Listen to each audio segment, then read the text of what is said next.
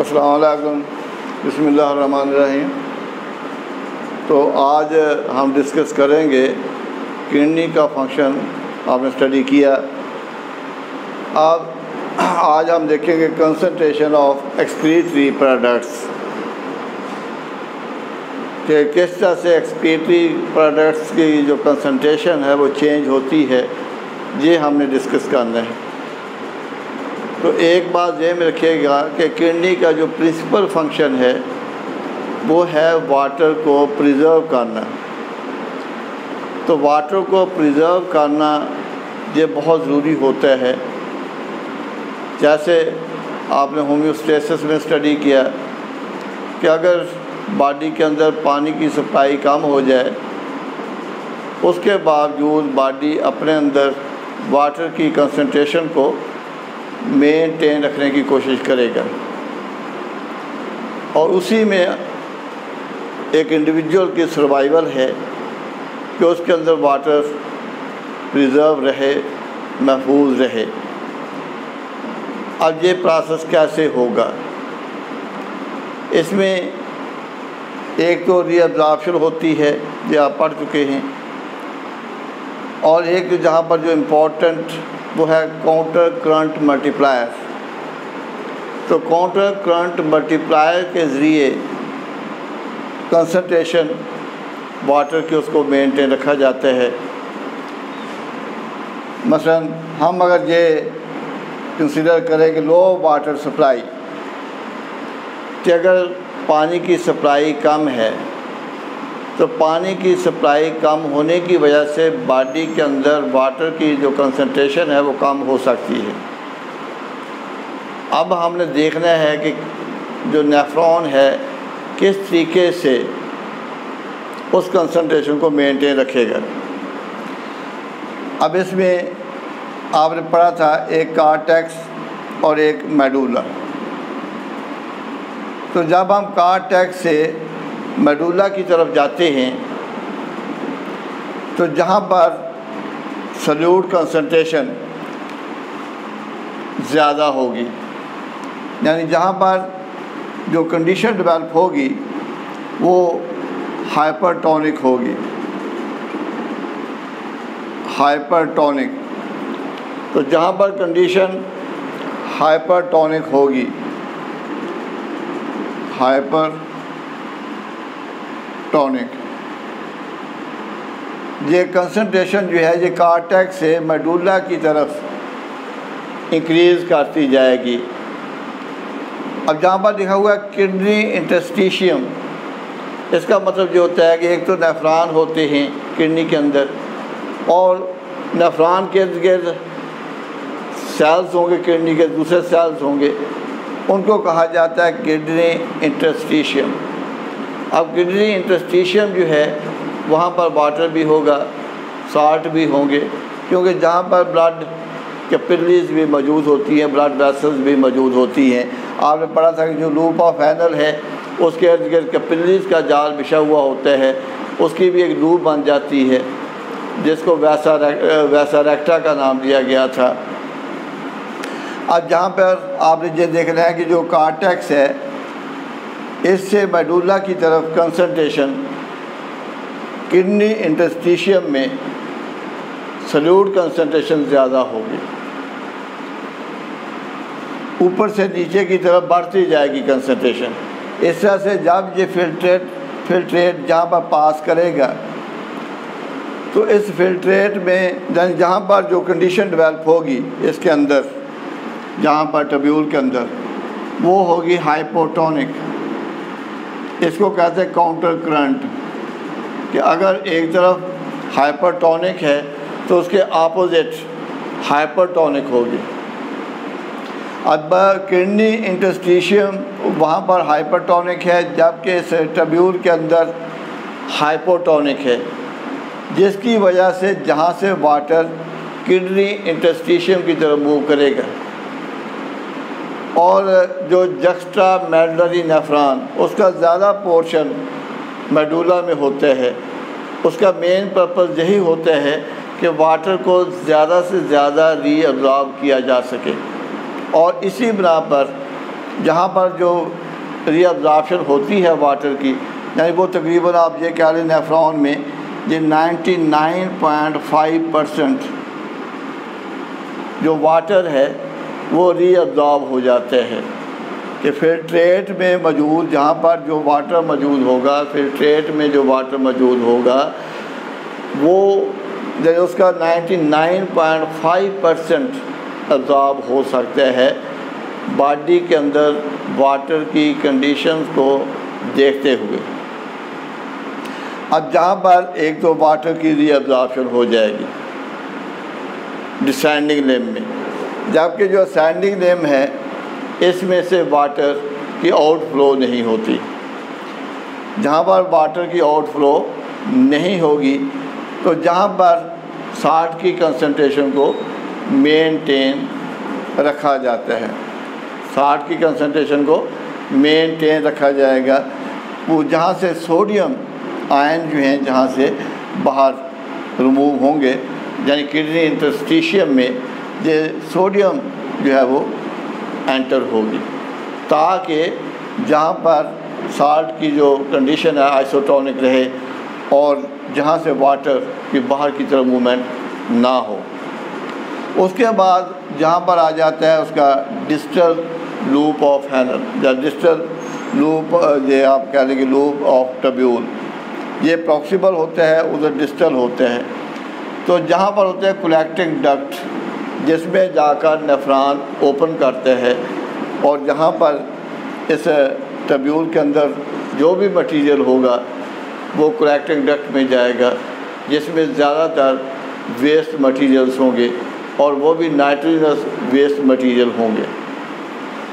और जहाँ पर एक हार्मोन एक्ट करेगा उस हार्मोन को कहते हैं एंटी डायूरेटिक हार्मोन, उसको कहा जाता है एंटी डायूरेटिक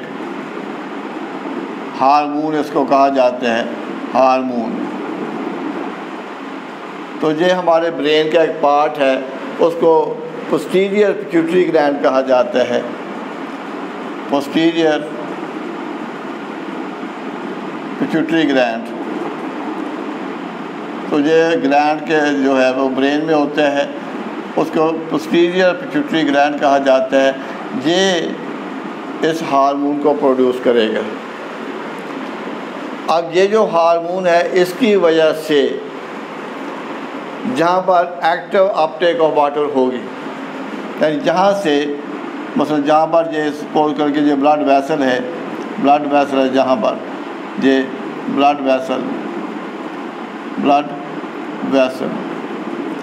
तो अब जहाँ से वाटर निकलेगा और ये कैपिलरीज में एंटर होगा, इसकी वजह से due to ADH anti diuretic hormone की वजह से जहाँ पर वाटर की रीअब्जॉर्प्शन ज़्यादा हो जाएगी, कहाँ पर, जहाँ पर कलेक्टिंग डक्ट होगी वहाँ पर ये हार्मोन एक्ट करता है और वहाँ पर वाटर की जो रीअब्जॉर्प्शन है वो ज़्यादा हो जाएगी। इस तरह से जहाँ पर जो यूरिन डेवलप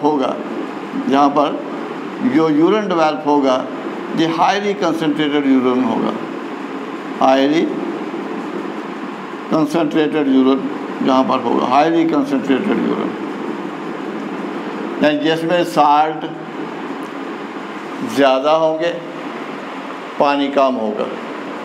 इस तरह से यूरिन का वॉल्यूम रिड्यूस हो जाएगा, क्योंकि उसमें वाटर कम होगा, साल्ट ज़्यादा होंगे। इस तरह से बॉडी के अंदर पानी जो है वो प्रिजर्व हो जाएगा। ये है किन हालात में अगर लो वाटर सप्लाई हो। अब दूसरा इसके अपोजिट वो हो जाएगा excess water supply, excess water supply. और जब एक्सेस वाटर सप्लाई होगी तो जहाँ पर उल्ट जो है वो हो जाएगा। अब जहाँ पर जो इन्वायरमेंट है वो चेंज हो जाएगी, और जहाँ पर भी चेंज आ जाएगी,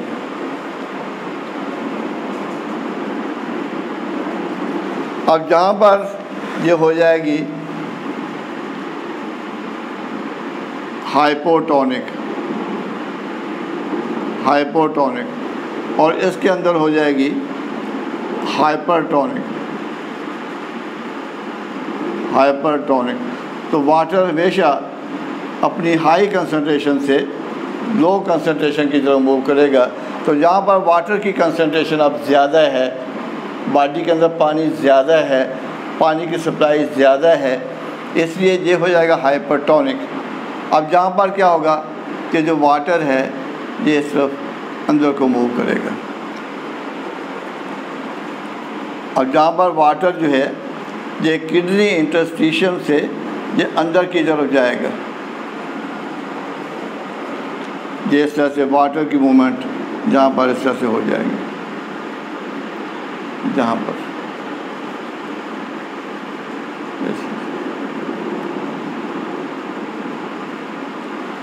इस तरह से ज़्यादा वाटर जो है वो इस फिल्ट्रेट में शामिल हो जाएगा।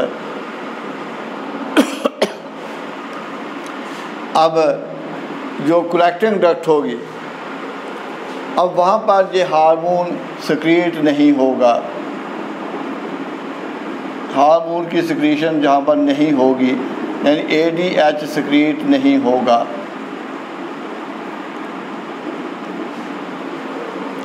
तो नो सिक्रीशन ऑफ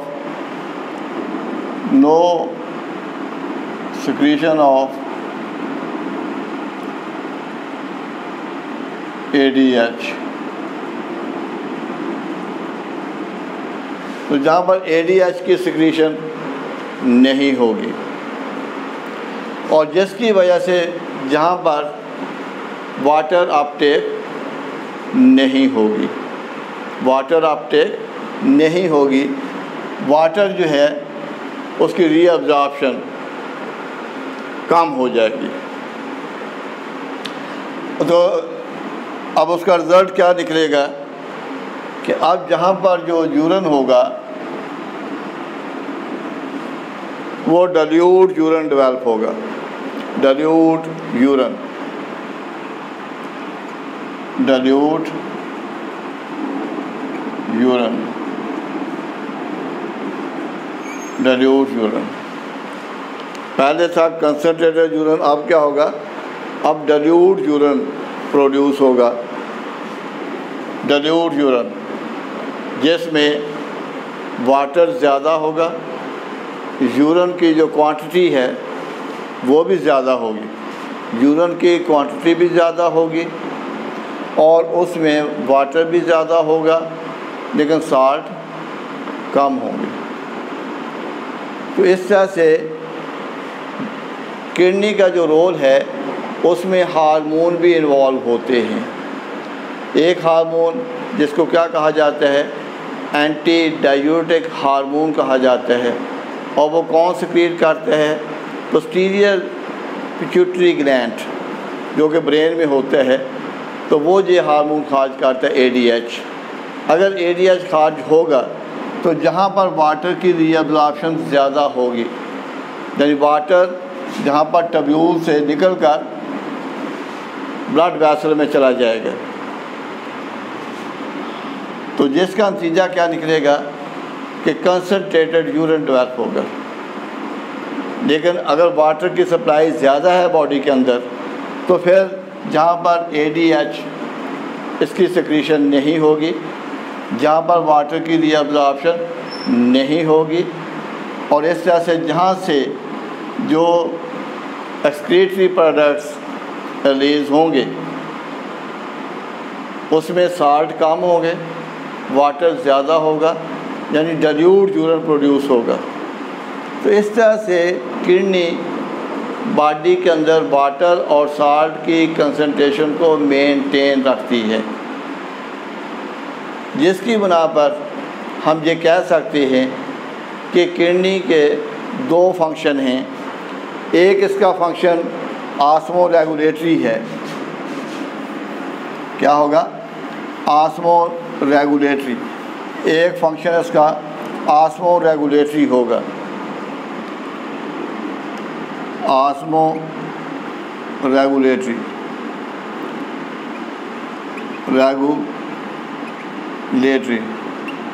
एक तो ये फंक्शन होगा किडनी का कि ये function as osmoregulatory organ, और दूसरा इसका फंक्शन होगा removal of the excretion of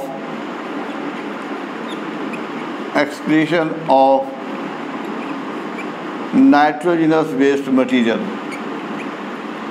nitrogenous waste materials. इससे इसका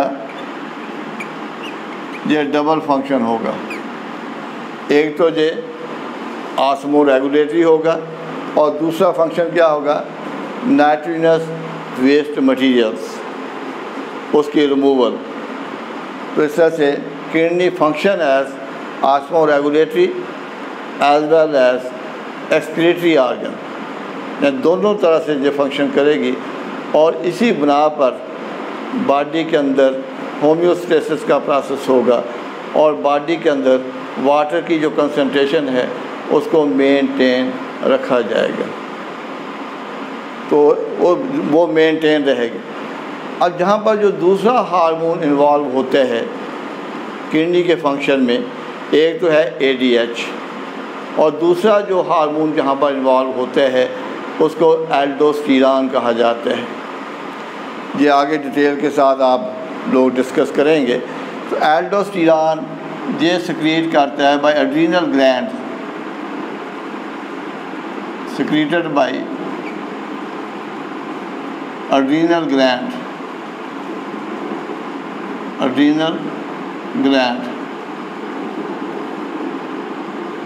तो ये एड्रीनल ग्लैंड खारिज करते हैं। एड्रीनल ग्लैंड उसको कहा जाता है जो किडनी के ऊपर होगा, उसको एड्रीनल ग्लैंड कहा जाता है। जो गुर्दे के ऊपर होता है, किडनी के ऊपर होता है, उसको एड्रीनल ग्लैंड कहा जाता है। एड्रीनल ग्लैंड के भी आगे दो पार्ट हैं, एक एड्रीनल कॉर्टेक्स है, एक एड्रीनल मेडुला होता है, उसके भी दो पार्ट हैं, एड्रीनल कॉर्टेक्स, एड्रीनल मेडुला। जो कि एड्रीनल कॉर्टेक्स खारिज करेगा उसको कहते हैं एल्डोस्टेरोन। अब एल्डोस्टेरोन का जो मेन जहाँ पर फंक्शन होता है कि जहाँ पर एक्टिव अपटेक ऑफ सोडियम होगी।